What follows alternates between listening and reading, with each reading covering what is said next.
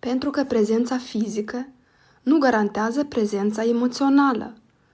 Poți fi lângă cineva și totuși să nu fie văzută, să nu fie auzită, să nu fie simțită. Singurătatea nu apare neapărat când ești singură. Apare când încerci să spui ce e viu în tine și nu e nimeni acolo să primească. Cred că e unul dintre cele mai grele sentimente, să vorbești și să înțelegi că nu ajungi la sufletul celui drag, pentru că el e deconectat de tine. Relația continuă, dar legătura se pierde. Nu e o separare fizică, ci una interioară.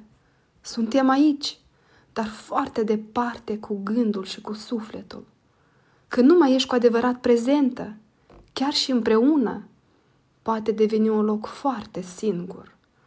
Conexiunea începe când ambii își doresc prezență, o prezență profundă, din iubire, nu din obligație.